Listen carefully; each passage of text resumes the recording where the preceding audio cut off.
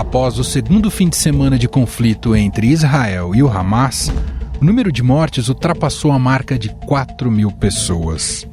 Esse se tornou o conflito mais mortal da história de Gaza, com cerca de 2.750 mortes. E o pior em 50 anos para Israel, com mais de 1.400 mortos. Desde sábado, após anúncio de Israel, se esperava uma ofensiva por terra, o que, segundo especialistas, vai intensificar o conflito, aumentando ainda mais o número de vítimas. Até agora, a maioria das mortes, de ambos os lados, é de civis, incluindo crianças. Neste mesmo dia, o presidente da Autoridade Palestina, Mahmoud Abbas, condenou pela primeira vez os ataques do Hamas sobre o povo de Israel. Mahmoud Abbas disse que as ações do grupo extremista não representam o povo palestino. Essa declaração foi durante um telefonema ao presidente Nicolás Maduro neste domingo. O gabinete do primeiro-ministro de Israel, Benjamin Netanyahu, negou a existência de um acordo para trégua temporária em Gaza para permitir a retirada de estrangeiros da região. Cerca de 600 mil pessoas se deslocaram na faixa de Gaza, saindo do norte em direção ao sul, mais especificamente a cidade de Rafa, que é a passagem entre Gaza e o Egito. Praticamente impossível, né? Esse deslocamento do pessoal do norte para o sul deve ser extremamente difícil. Hoje a gente trouxe a notícia agora há pouco de que o ônibus que o Itamaraty disponibilizou para os brasileiros, né, para levar os brasileiros do norte para o sul, não conseguiu sair, porque também não tem energia ainda. Para agravar a situação, não tem energia, não dá para transitar à noite, então vai esperar a luz do dia para poder transitar. No local, caminhões que transportam suprimentos e ajuda aguardam há dias um cessar-fogo que lhes permitiria entrar em Gaza. Mas a saída foi fechada há quase uma semana devido aos ataques aéreos israelenses. O governo brasileiro vem tentando há dias conseguir esse aval, esse sinal verde, mas havia também ali uma preocupação do Egito de que os brasileiros acabassem se tornando refugiados, quando a gente sabe que a intenção do governo brasileiro é repatriá-los, trazê-los de volta para o Brasil. A diplomacia brasileira ainda negocia com autoridades israelenses e egípcias a abertura da fronteira entre a faixa de Gaza e o Egito para buscar os 28 cidadãos brasileiros que viviam ou estavam no território palestino. O avião da Força Aérea Brasileira, disponibilizado para o resgate, aguarda em Roma, na Itália. O governo brasileiro, então, está tentando fazer essa negociação. Lula ligou para Isaac Herzog, principalmente para tentar negociar um não bombardeio nessa região. Então a preocupação é que pessoas que estão na faixa de Gaza consigam fazer essa passagem sem nenhum risco, claro, de serem atingidos pelos ataques tanto de Israel quanto do Hamas. O secretário de Estado norte-americano, Antony Blinken, se reuniu com o presidente dos Emirados Árabes Unidos, Sheikh Mohammed bin Zayed Al Nahyan, em Abu Dhabi, para discutir o conflito entre Israel e o grupo Hamas. Blinken agradeceu aos Emirados Árabes Unidos pela condenação do ataque do Hamas e pelo engajamento diplomático contínuo para evitar a propagação desse conflito. Ambos abordaram a necessidade urgente de proteção aos civis e também a abertura de corredores humanitários na faixa de Gaza. As novas manifestações dos Estados Unidos sinalizam a preocupação do país com a crise humanitária na região. O presidente Joe Biden afirmou que uma nova ocupação israelense na faixa de Gaza, como ocorreu de 1967 a 2005, seria um grande erro. I think it'd be a big mistake. What happened in Gaza, in my view, don't represent all the Palestinian people. I think that it would be a mistake for Israel to occupy Gaza again. A fala foi após a volta do secretário de Estado dos Estados Unidos, Antony Blinken, que esteve pela segunda vez em Israel em menos de uma semana. Lá ele conversou com autoridades de diversos países árabes em meio à guerra. Washington tem dado apoio irrestrito ao governo israelense após o ataque do grupo terrorista Hamas. Contudo, a possível resposta militar massiva de Israel a Gaza fez com que diversos países árabes ficassem alarmados com a possibilidade de uma crise humanitária mais abrangente.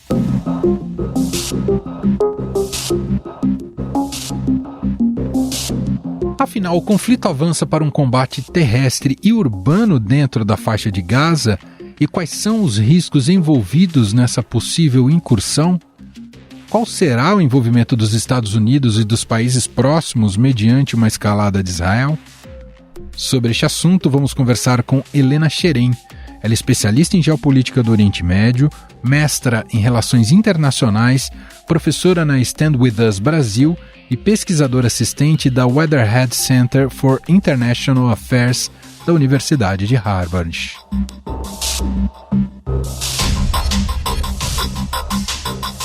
Olá, Helena, seja muito bem-vinda, tudo bem? Olá, Emanuel, muito obrigada por me receber, tudo bom? Tudo bem. Helena, não sabemos se há efetivamente o dilema dentro do comando de Israel sobre avançar por terra em Gaza. Aparentemente, a decisão já está tomada, seria só uma questão de tempo. Mas o que é consenso é sobre as dificuldades do que pode representar essa nova etapa da guerra, seja pela própria dinâmica da operação militar e seja pelo custo da vida de civis. Queria começar te perguntando, na sua visão, há condições de Israel ser bem-sucedido nessa proposta, nessa incursão? Essa é uma excelente pergunta, mas ela abre um espaço muito amplo, porque a resposta dela não é preto no branco. Esse elemento de que se Israel vai sair num saldo positivo disso é diferente de se a guerra vai ter um saldo positivo, é diferente se o Hamas vai ser num lado positivo, se a população de qualquer um dos lados, mas de forma geral da faixa de Gaza vai sair com um saldo positivo. O que a gente está analisando hoje é que não tem como a população que mora em Gaza, esmagadora maioria palestinos, saírem sãos e salvos, a população civil, sãos e salvos desse cenário. Ainda que Israel esteja avisando com dias de antecedência, pedindo para o pessoal se deslocar do norte para o sul do país, a gente tem vários elementos bem problemáticos aí. O primeiro deles, se deslocar para onde? Então você espera que todo mundo desça e tenha, a casa de algum parente, de algum amigo, de alguém para ficar no sul do país. Isso não necessariamente é o caso para todo mundo. Ao mesmo tempo também, o mundo como um todo está aguardando para ver os próximos passos do Egito, para ver se, como, quando eles vão abrir as fronteiras. O Egito tem medo de abrir essas fronteiras não só para palestinos, mas de modo geral por vários elementos. Primeiro, porque ele tem medo que por esse corredor humanitário os refugiados palestinos depois não voltem. E ele já está passando por isso com os outros países com que ele faz fronteira. Então a gente tem outros países também, como o Sudão, por exemplo, que está em guerra e tem uma quantidade bastante grande de refugiados, sobem para o Egito e possivelmente depois não vão voltar mais. Então o Egito está passando agora por algo semelhante ao que a Jordânia passa há muitos anos, que é receber um imenso influxo de refugiados, ou às vezes pode não ser refugiados também, podem ser meramente migrantes, mas o medo de que esse pessoal não volte é muito grande. Além disso, o Egito também tem um trauma muito recente do Hamas pelas relações que o Hamas tem até hoje com a Irmandade Muçulmana, que foi um governo que esteve no Egito entre 2014 e 2016 e foi um governo extremamente ditatorial. Alguns outros detalhes que a gente tem aqui é sobre a vantagem que cada um dos dois lados tem, e aqui eu falo de dois lados, A gente fala sobre o Hamas e sobre Israel. Então, lembrando, essa não é uma guerra entre Israel e palestinos. Sim.Essa é uma guerra entre Hamas, e Israel. Por um lado, Israel tem uma vantagem bélico-tecnológica.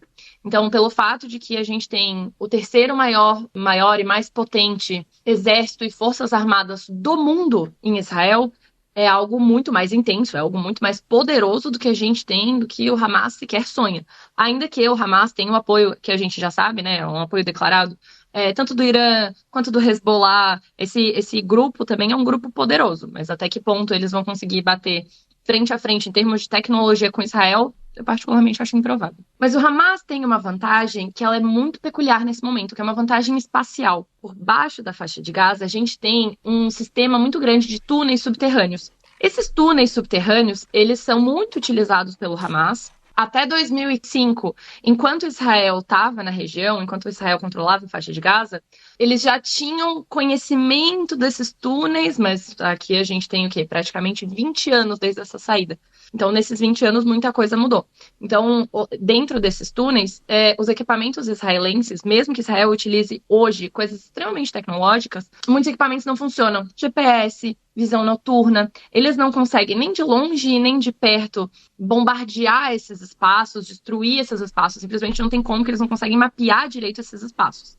E além dessa vantagem espacial, por assim dizer, Hamas também tem a vantagem de que eles têm essa antecipação, esse preparo de que Israel já está avisando com múltiplos dias de antecedência. O que a gente tem de previsões por aí número um número elevadíssimo de vítimas. Então, por um lado, a gente tem a população que é obrigada a descer para o sul, mas nos últimos dias, estou assistindo bastante entrevista de palestinos mesmo, na faixa de Gaza, falando, gente, se eu for para o sul, eu também não tenho a menor garantia de que o Hamas, por exemplo, não vai tentar uma incursão muito doida e nos bombardear também, ou de próprio governo israelense, ou não sei, a gente não tem 100% de garantias que descer ao sul vai ser algo seguro. Então eles continuam em casa, eles não saem de casa porque não tem o que fazer. A gente não tem nem certeza de uma visão humanista do Hamas, acho que não existe, né? Desçam para o sul que nós militarmente vamos agora enfrentar o exército israelense. A gente sabe que não é essa a postura do Hamas, né, professor? Exatamente, o Hamas não é conhecido pelo seu bom senso, né? O que a gente tem também, o fato de que as táticas de Israel, a gente vê, já teve outros anos em que Israel também fez incursões para dentro da faixa de Gaza, especialmente ali em 2008, depois em 2014, e Israel sempre tenta controlar o máximo de território possível, o mais rápido possível. O governo de Israel postou no seu Instagram, nas suas redes sociais, agora há pouquinho, que conseguiu adentrar no espaço em que eles tinham, o Hamas tinha 250 reféns israelenses, e Israel conseguiu entrar lá e libertar esse pessoal. Até que ponto isso é 100%, assim como estão falando, ainda não sabemos. Até que ponto isso vai dar em outras coisas também, ainda não sabemos. Mas o fato é, as Forças Armadas israelenses têm uma logística e um sistema de inteligência muito bom. Aqui a gente tem o asterisco de que, muito bom, mas eles deixaram passar esse ataque gigantesco ali de 7 e 8 de outubro, né? Mas fora isso, de modo geral, eles têm um sistema de inteligência muito bom. Então, eles conseguem ir atrás de onde estão esses líderes do Hamas, por exemplo, ou buscar de volta esses reféns israelenses. Alguém do Hamas, uma pessoa do Hamas, um terrorista do Hamas, ele não veste um uniforme. Ele não veste uma roupa falando, sou do Hamas. Perfeito. Então não é muito, né, se ele sai de algum... É uma guerra assimétrica, né? Exato, é uma guerra muito assimétrica. Então, você não sabe exatamente, precisamente, se ao atacar um prédio, naquele prédio tinha somente líderes do Hamas, ou se tinha um pouco de líderes do Hamas, um pouco de população civil, um pouco de crianças. A gente está vendo guerra em qualquer lugar do mundo. Então, a gente vê atrocidades em todos os lados possíveis. Professora, o Hamas não praticou toda essa barbárie e terrorismo imaginando que não teria respostas e que poderiam ser, inclusive, respostas brutais. O que está em jogo, na sua visão, para o grupo terrorista? O Hamas, ele não só discorda de Israel, mas ele tem como objetivo declarado, sempre teve, desde seu surgimento, a destruição completa de Israel. Então o Hamas nunca tentou, vou atacar um pouco Israel para enfraquecer um pouco Israel. Não, eu vou atacar Israel com unhas e dentes, com todas as minhas forças, com toda a capacidade bélica que eu tenho, militar que eu tenho, para destruir completamente Israel. Nesse momento, o fato de que ele tem um apoio não só geopolítico, mas ele tem de fato um apoio militar iraniano, e sendo o Irã uma das maiores potências militares que a gente tem da região, que a gente sabe também que o Irã tem aproximações com a Rússia, e a Rússia, de novo, também tem forças armadas fortíssimas. Essa tríade, ou esse caminho que a gente vai traçando, chega até o Hamas, oferecendo poder ao Hamas. Então, talvez nesse ponto do jogo, Hamas pense, ok, se eu não destruir completamente Israel, o que eles estão tentando de fato com unhas e dentes, no mínimo eu vou tentar danificar ao máximo possível a imagem de Israel perante o restante do mundo. É lógico que numa guerra, o outro lado sempre tenta fazer a mesma coisa. Então, nesse ponto também, além de Israel estar tentando, em todas as suas capacidades, destruir o Hamas, eles também tentam destruir a visão que o restante do mundo tem, não só do Hamas, porque o Hamas não é tão bem quisto assim no restante do mundo, como a visão que o restante do mundo tem, às vezes, dos palestinos. Então, isso, às vezes, é uma coisa super complicada. O Netanyahu, que é o primeiro-ministro israelense nesse momento, ele está sendo super criticado. Está sendo criticado porque Número 1, o jeito que as forças armadas israelenses estão lidando com esse conflito é algo muito complicado em termos de direitos humanos. Segundo, porque ele está presidindo o país perante um dos maiores ataques que Israel, ou maior ataque, né, que Israel já teve em sua história, e ele não previu isso antes, ele não viu isso antes, então a gente também está de frente aí com um potencial final da carreira política do Netanyahu. É muito comum nós ouvirmos, professora, quer dizer, já ouvi isso em algumas entrevistas, tal, e às vezes de maneira um pouco dispersa, mas queria te ouvir, não sei o quanto você sabe sobre isso. É muito comum ouvirmos que as lideranças do Hamas, na verdade, não estão em Gaza, mas no sul do Líbano. O quanto há de verdade nisso e o quanto a guerra pode ter um novo epicentro no futuro próximo? Aqui a gente tem vários pontos. Ponto número 1. O Hamas tem como um dos seus maiores aliados o Hezbollah. O Hezbollah, ele é um grupo libanês que tem, assim como o Hamas também, ele tem vários braços. Então, ele tem o braço militar, ele tem o braço político, faz parte de tem um partido político que representa parte da população libanesa dentro do parlamento. Mas eles também têm esse braço militar, esse braço que apoia o Hezbollah, não só de forma indireta, como também de forma direta. Vem aqui que eu te protejo. Chega aqui perto do meu território, porque aí se Israel invadir o Líbano, aí é outros 500. Aí aqui a gente escala a guerra num outro nível. Essa guerra realmente se torna multiníveis. Também tem o fato de que a gente tem vários grupos não estatais armados, que são esses que a gente conhece geralmente como terroristas, né? Esses grupos, eles não têm um território fixo. Eles podem se locomover para qualquer lugar. Eles podem recriar suas células, né, em qualquer outro lugar. Recriar grupos em qualquer outro lugar.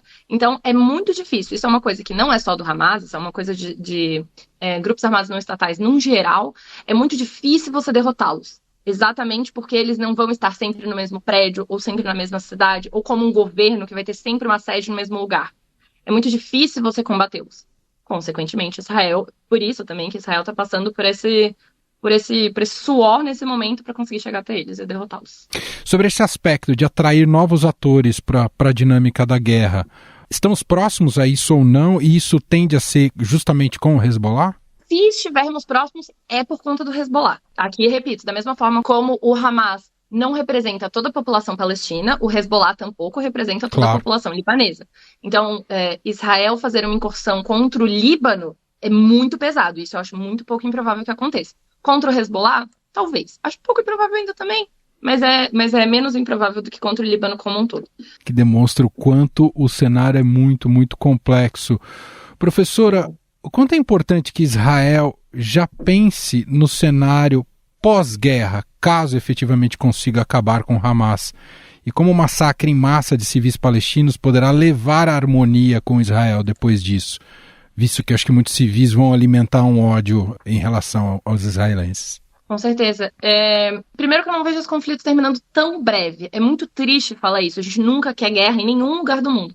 Mas eu particularmente não vejo os conflitos terminando tão breve. Segundo, a gente entra aqui no cenário de polarizações. Você vê o mundo inteiro agora ou é pró-Palestina ou pró-Israel. Mas, de novo, eu trago, a guerra não é entre palestinos e israelenses, a guerra é entre Israel e o Hamas. Mas apoio ao Hamas a gente não vê tanto assim, é um pouco mais difícil de encontrar. Claro, sempre tem, mas é um pouco mais difícil. Então, essa guerra, a gente fala que além dela ser uma guerra bélica, ela também é uma guerra de informações.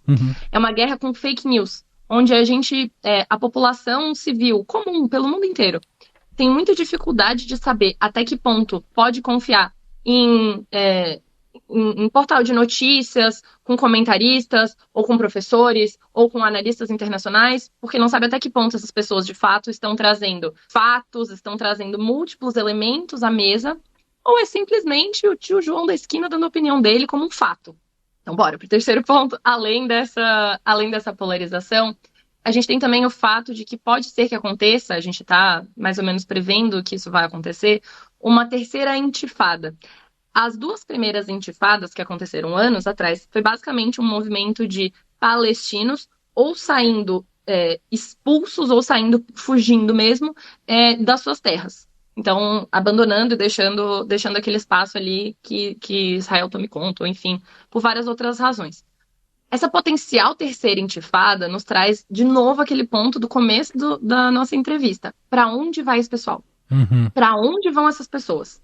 como é que essas pessoas vão voltar depois se as suas cidades respectivas, especialmente do norte de Gaza, mas talvez Gaza inteira, ainda não sabemos, a minha bola de cristal ainda não funciona nesse ponto. Se a cidade de Gaza vai estar completamente destruída, essas pessoas vão voltar para o quê? Ou essas pessoas vão se instalar, de fato, em outros países da região? Não sabemos. Eu até te pergunto isso, desculpa te interromper de novo, te pergunto isso muito com base com o que os Estados Unidos sofreram e são traumatizados em relação à invasão recente no Iraque e no Afeganistão, que pouco puderam dar espaço de reconstrução ali.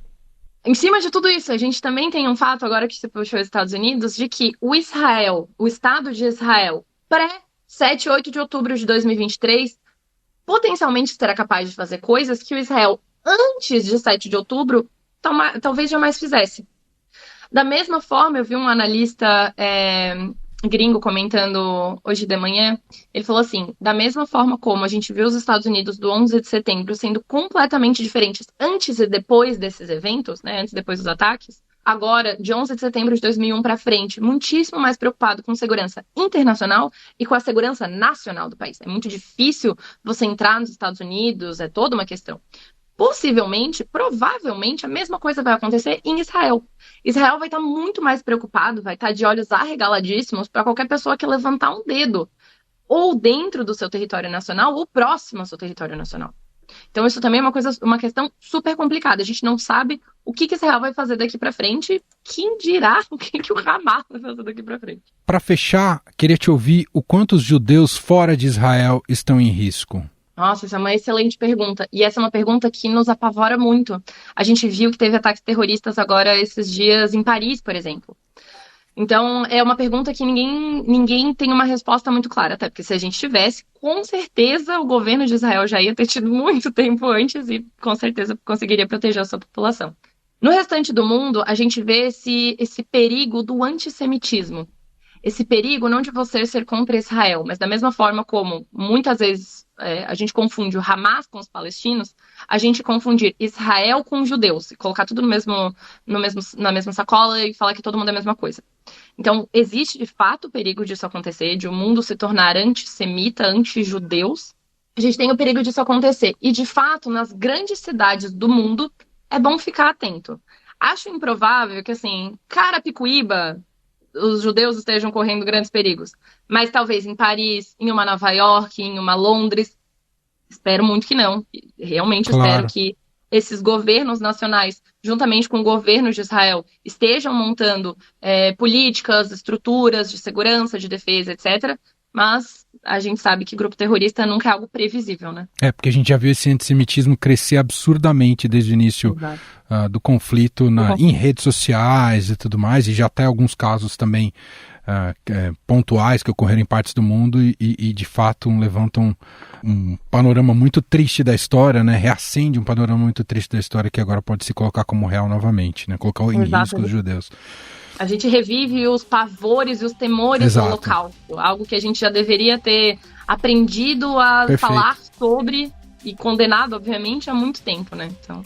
Muito bem, quero agradecer Helena Scheren, especialista em geopolítica do Oriente Médio, mestra em Relações Internacionais, professora na Stand With Us Brasil e pesquisadora assistente da Weatherhead Center of International Affairs da Universidade de Harvard. Professora, muito legal te ouvir, obrigado pela participação e até uma próxima. Muito obrigada, Emanuel, muito obrigada, pessoal do Estadão, foi completamente meu prazer estar aqui com vocês. Até uma próxima, tchau, tchau. Estadão Notícias.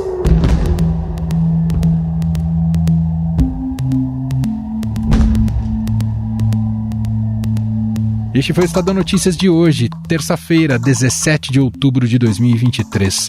A apresentação foi minha, Emanuel Bonfim.